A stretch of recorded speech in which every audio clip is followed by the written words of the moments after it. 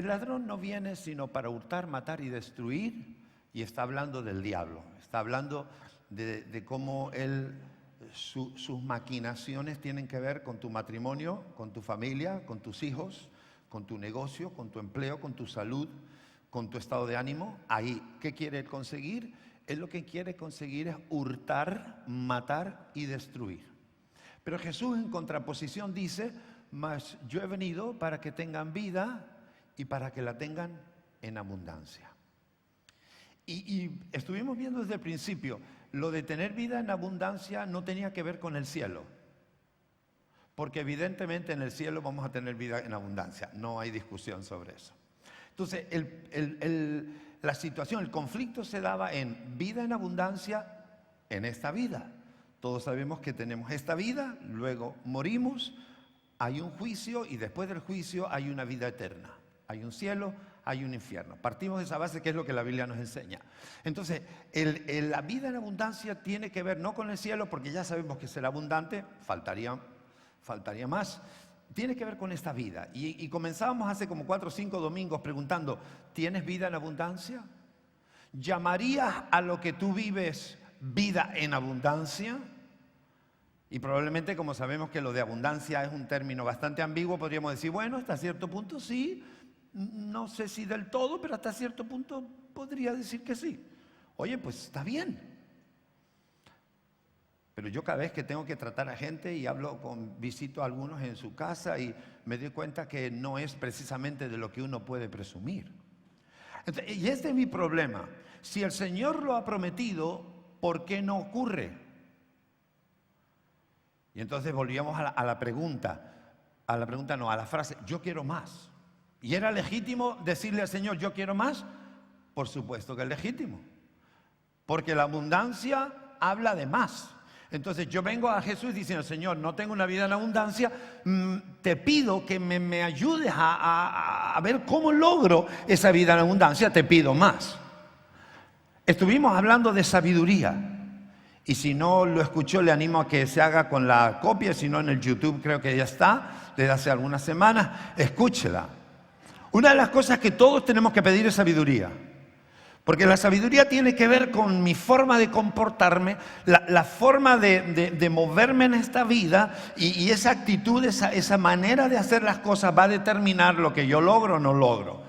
Si tengo sabiduría y aplico los principios y la enseñanza que Dios me da, yo tengo cuidado con eso, voy a lograr de verdad una vida abundante. Pero si no lo aplico, no voy a tener lo mismo, en absoluto. Entonces, sabiduría era muy importante. Tenemos el libro de la sabiduría, que es el libro de Proverbios en la Biblia, como uno de los textos sagrados más relevantes, ¿verdad? Sabiduría. Pero quiero hablar hoy de 2 cosas, y no me va a dar tiempo a terminar la última, que quizá lo termino el próximo domingo. Pero quiero hablar de 2 cosas más.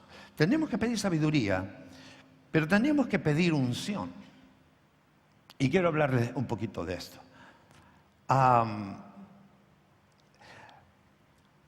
Para hacer lo que tenemos que hacer, uno debe tener el respaldo de Dios. Hay un versículo en Lucas capítulo 2, 52. Si puede buscarlo, búsquelo. Lucas 2, 52, creo que lo tienen por ahí preparado.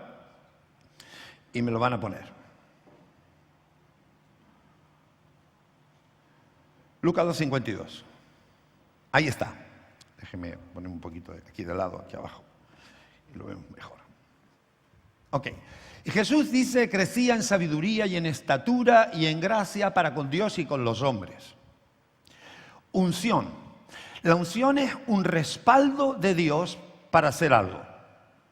Cuando Dios unge a alguien en la Biblia, usted estudia un poquito, lee y ve que los unge, tiene mucha relación con el aceite. Ungían a los reyes con aceite, ungían a los profetas con aceite. El aceite venía a ser la presencia del Espíritu Santo, representaba la presencia del Espíritu Santo. Entonces, esa unción era como un respaldo de Dios. Voy a hacer algo, pero lo voy a hacer no en mi propia fuerza, sino lo voy a hacer con el respaldo de Dios. Mire, Jesús dice que crecía en sabiduría y en estatura y en gracia, entonces habla del conocimiento, habla de lo físico y habla también de la receptividad de los demás hacia Él. Y dice, crecía en gracia para con Dios y los hombres. Para con los hombres, pues según cómo te trates, lo que siembras cosecha. Tiene que ver con el trato personal. Y ahí, por ejemplo, la sabiduría es importante, porque ahí me tengo que saber manejar. Pero dice, para con Dios. Y esto me lleva a otra pregunta. Yo estoy creciendo en gracia para con Dios. ¿Qué es crecer en gracia para con Dios? ¿Estás tú creciendo en gracia para con Dios? Sí, cada vez le soy más simpático a los hombres. Ya aprendí a contar chistes. No tiene que ver con eso. ¿Verdad? Voy creciendo, me van reconociendo, me van aceptando, me van dando más lugar, estoy consiguiendo tener más influencia, estoy creciendo en gracia para con los hombres. Pero ¿y para con Dios? ¿Qué estoy haciendo para crecer en gracia para con Dios? Si crecer en gracia para con los hombres significa que cada vez me aceptan más, me escuchan más, me permiten tener influencia en su vida, ¿qué será en gracia con Dios? Y yo lo que me he dado cuenta es que no terminamos de entender que yo vivo con una tarea. Tú y yo tenemos una tarea. Ama de casa, si tú no entiendes que tienes una tarea más allá de cuidar de tu hogar y de tu casa y todo, entonces estás limitando el papel que Dios tiene contigo. Hombre de negocio, si tú solamente entiendes que tu tarea principal es sacar un negocio adelante, triunfar, tener éxito, tener la casa bien atendida con una economía sana, etcétera, etcétera, y solamente piensas en eso, entonces perdóname, pero estás perdiendo tu papel en el cuerpo de Cristo que hablábamos antes. Y lo mismo pasa con cualquiera de los demás. Si yo no entiendo que tengo una tarea, entonces no me prepararé para la tarea. Si tú solo piensas que has nacido para tener una familia, tener hijos, vivir bien, ganar lo suficiente, cubrir los gastos, ¿verdad? Y aguantar hasta el final, pues ahí es donde pones tu meta, esa es tu visión, en ese va tu esfuerzo. Pero cuando uno viene a Cristo y uno empieza a leer la palabra, uno se da cuenta que la tarea del hombre y la tarea de la mujer en Cristo es mucho más que eso. Y para esa tarea tiene que estar ungido, por eso hablamos de la unción. Si yo no tengo un trato con Dios, si yo no busco a Dios, si yo no me relaciono con Dios, ¿cómo creceré en gracia para con Dios? No puedo crecer en gracia para con los hombres si no tengo trato con los hombres. No puedo crecer en gracia para con Dios si no tengo trato con Dios. Entonces, cuando Dios te crea a ti y me crea a mí, no nos crea para que nos entretengamos en cualquier cosa, no. Cuando nos crea para tener relación con Él. Dios sueña con tener relación contigo. Por eso es que dice que Él vino para darnos vida y vida en abundancia. Tiene interés en que tú tengas una vida abundante. Dile que está a tu lado, ¿te están hablando a ti? Vida en abundancia. Jesús estaba preocupado para que los hombres y las mujeres que viven sobre esta tierra tuvieran vida en abundancia. ¿Cómo? Evidentemente la relación entre nosotros que sea buena, pues cuanto buena, mejor, lo que está mejor es. Pero ¿y con Dios? ¿Cómo es tu relación con Dios? Jesús crecía en gracia para con Dios y para con los hombres. ¿Cómo estás creciendo tú en tu gracia para con Dios? Porque al crecer en gracia con los hombres adquieres el favor de los hombres. Y al crecer en gracia con Dios adquieres el favor de Dios. Y necesitamos el favor de Dios para las cosas que Dios nos ha llamado a hacer. Por eso es importante entender que yo tengo una tarea. Tenemos esta vida, morimos, luego hay un juicio, hay un cielo y un infierno.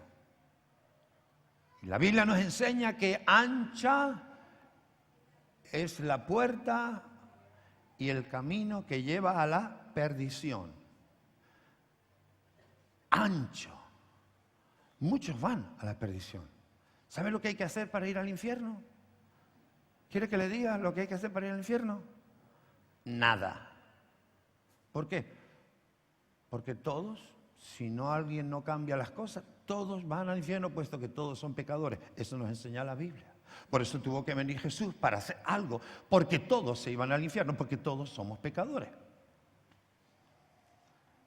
Entonces cuando Jesús viene y hace lo que hace, y Él se va, les dice a su gente, les dice, mire, y ahora yo quiero que lo que yo he hecho, ahora ustedes lo hagan.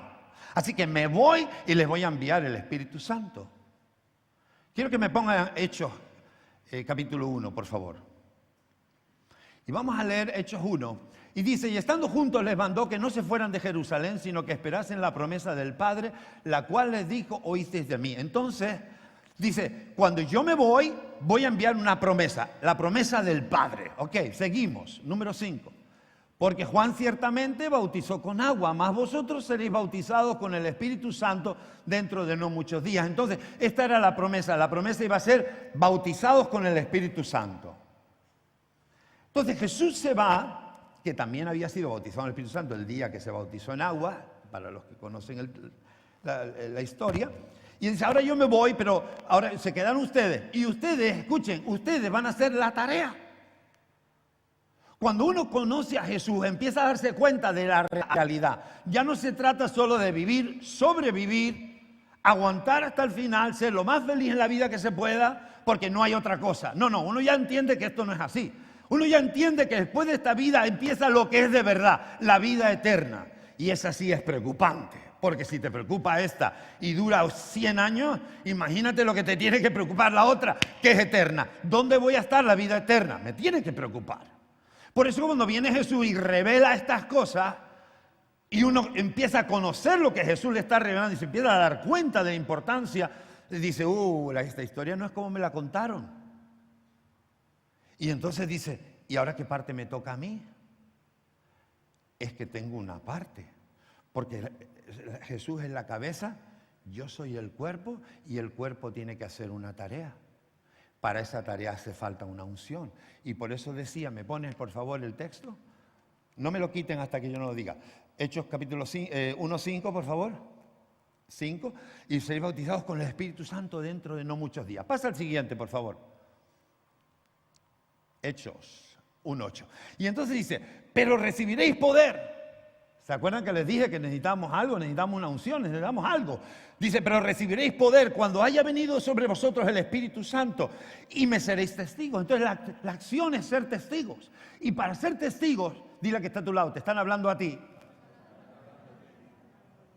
Dile, no pongas esa cara, te están hablando a ti. Para ser testigos, entonces dice, yo recibiré poder. Y entonces, cuando señala ahí el poder es lo que yo necesito. El poder es esa gracia que yo necesito que Dios ponga sobre mí para hacer la tarea, porque tengo una tarea que hacer. Tú y yo tenemos una tarea que hacer. Si tú no entiendes esto, entonces jamás le dirás al Señor, yo quiero más unción. Porque estamos hablando de sabiduría para saber vivir, pero le estoy pidiendo unción para hacer la tarea. Si no sé o no entiendo que hay tarea, ¿para qué quiero la unción? Para nada. Pero cuando entiendo que hay tarea, entonces digo, Señor, ayúdame, porque solo no puedo. Todos deberíamos estar gritando todos los días, Señor, ayúdame, pues solo no puedo. Mire, ¿sabe de lo que se trata? Se trata de que la gente no vaya al infierno. Como tú no quieres ir al infierno, la gente no vaya al infierno. Cristo vino para que la gente no fuera al infierno, sino que tuviera vida eterna. Tener vida eterna significaba que estarían con Él. Jesús murió en la cruz para que la gente pudiera estar con Él, porque si iban a ir al infierno no iban a estar con Él. Él viene para cambiar el curso natural que ya estaba implantado. El hombre era pecador y como pecador estaba apartado de Dios. Todo pecador está apartado de Dios. Nadie que vive en pecado puede estar delante de Dios. Nadie que vive en pecado entrará en el cielo. Entonces Jesús viene enviado por el Padre por amor a nosotros para que hiciera algo. Y el algo era pagar en lugar de nosotros, pagar en la cruz para que nosotros no tuviéramos que pagarlo. Y por eso muere. El creador de todas las cosas aparece ridiculizado en una cruz, signo de maldición en aquella época, desnudo, burla de todo el que pasaba por delante, el creador de todas las cosas, y muera ya por amor a ti y por amor a mí. Me pregunto, ¿qué había hecho Jesús para morir en una cruz? ¿Qué había hecho Jesús para morir en una cruz? Porque tú y yo somos pecadores, pero Jesús nunca pecó. Y entonces Él lo hace por ti y por mí. Y entonces Él dice, lo que yo vine a hacer, ahora me voy. Y ahora lo hacen ustedes. Por eso la iglesia tiene una tarea. Si no entendemos esto, jamás evangelizaremos, no le hablaremos a nadie. ¿Por qué? Porque qué más da que hable o que no hable. Si no existe nada, ¿para qué hablo? Pero escúcheme, pero es que existe. Y como existe, tengo que hablarle a la gente para que no vaya al infierno. Y para hacer esa tarea, que me va a traer muchos problemas, te lo aseguro, si te lo tomas en serio, necesito unción. Y me seréis testigos. Dice, ¿verdad? Y habrá venido sobre vosotros el Espíritu Santo y me seréis testigos en Jerusalén. Y ahí pone todos los lugares, pues hasta lo último de la tierra. Hay que ser testigos y hay que predicar el Evangelio en toda la tierra. Pero la unción la necesito. Tengo que hablar de Jesús con la gente. ¿Y con qué? ¿Con qué voy a hablar? Con mis palabras. Y entonces le digo, Señor, no, dame unción. Cuando tú vas a orar con alguien y vas a orar por una necesidad, vas a visitar a alguien que está enfermo, tú dices, Señor, dame la unción.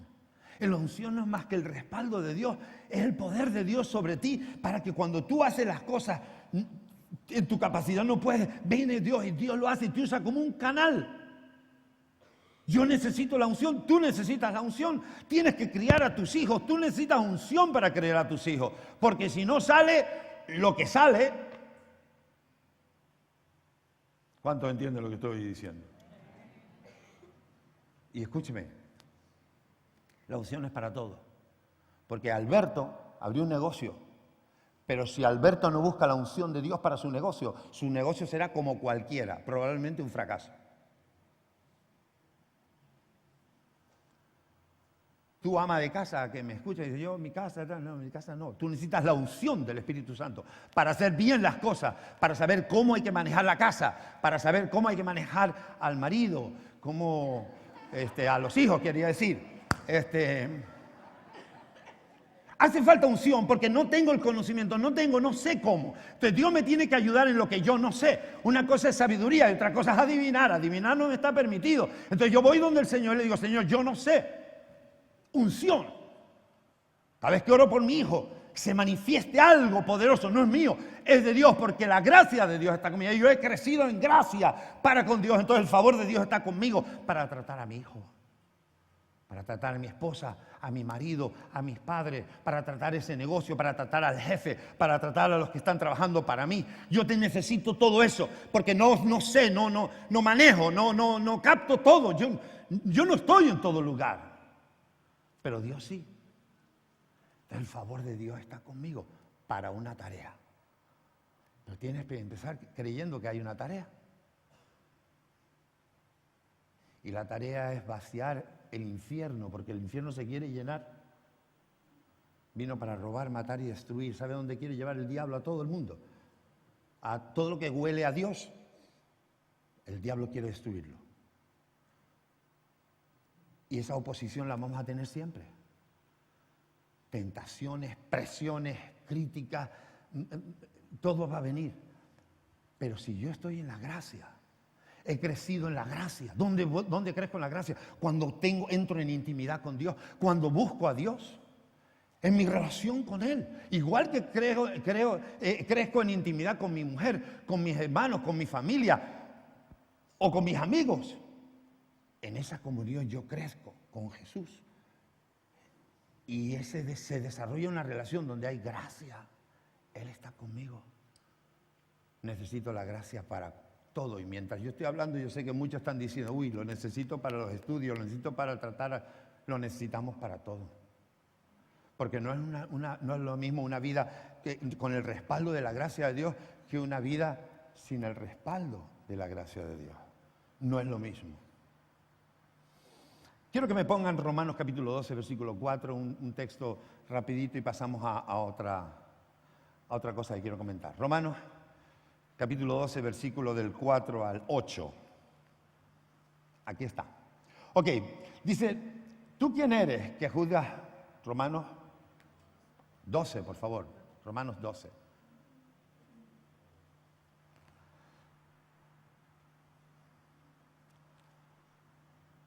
Romanos 12, 4. Dice así, porque de la manera que en un cuerpo tenemos muchos miembros, presta atención porque tiene que ver con lo que venimos hablando, pero no todos los miembros tienen la misma función, así nosotros siendo muchos somos un cuerpo en Cristo y todos miembros los unos de los otros, de manera que teniendo diferentes dones. Entonces para la tarea Dios nos ha entregado, como tenemos distintas funciones, Dios nos ha entregado dones, todos no somos iguales. Todos nos tenemos las mismas habilidades. Dios nos ha entregado dones. Dice, como teniendo diferentes dones según la gracia que nos es dada, si el de profecía úsese conforme a la medida de la fe, o si el de servicio en servir, o el que enseña en la enseñanza, el que exhorta en la exhortación, el que reparte con liberalidad, el que preside con solicitud, el que hace misericordia con alegría, y sigue y sigue. Una serie de cosas que todos tenemos que hacer. Dentro del cuerpo todos tenemos una parte, algo, y para ese algo se nos ha dado unos dones, ¿vale? Esos dones vienen para poder cumplir la tarea, porque en el cuerpo, al igual que tenemos unas partes que son manos, otros pies, y hay distintas funciones, pero todos juntos hacen un trabajo, así está esperando Dios que todos juntos hagamos un trabajo, cada uno en su don. Y esa unción la necesito para que mi don funcione bien. Para que cuando yo hago algo donde pongo las manos, florezca. Cuando yo hable, cosas pasen. ¿Es mi poder? No es mi poder. Evidentemente que no. ¿De quién es el poder? De Dios. Porque Dios está conmigo. Y en esto tenemos que poner más interés. ¿Sabe por qué? Porque muchas veces hablamos de cosas y prometemos cosas a la gente que nos conoce y no pasa nada. Y la gente termina en no creer lo que tú dices de Dios, ni al Dios que tú dices que te habla, porque no ve que Dios te respalda.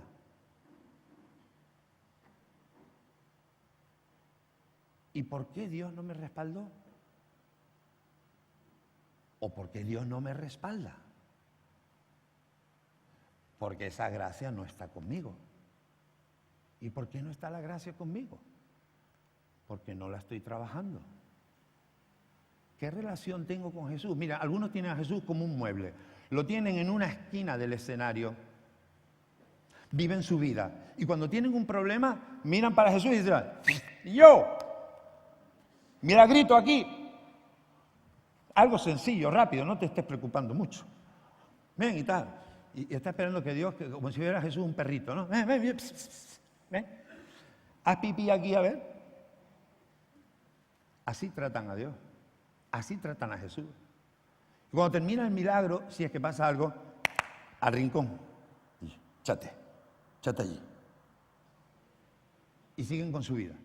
Y cuando viene otro problema, ni yo, milagrito. Así trata la gente a Jesús. Así tratan muchos cristianos a Jesús. Escúchame, si yo estuviera en la esquina y fuera Jesús y tú me llamas, yo te digo que por aquí. ¿De qué va? Esa es la relación. ¿Por qué no lo haces con tu mujer? A ver cómo te va.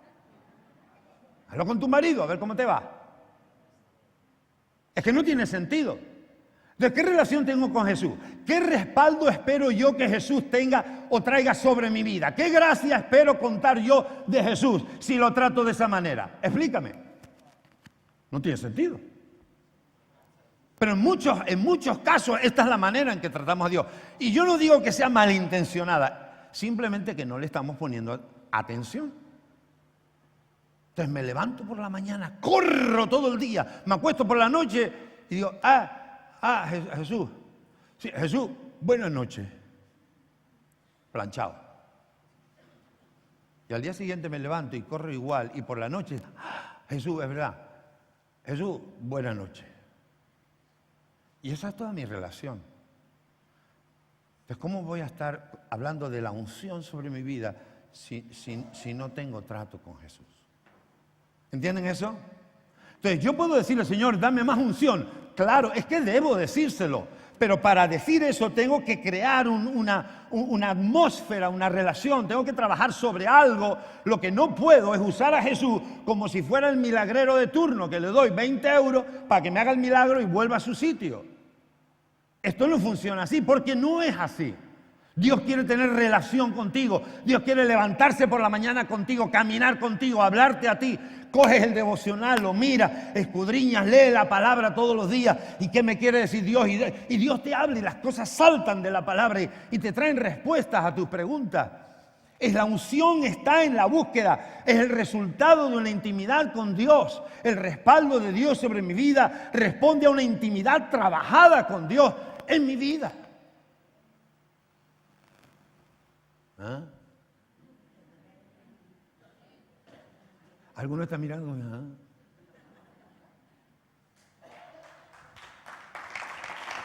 Funciona así aunque no lo quiera.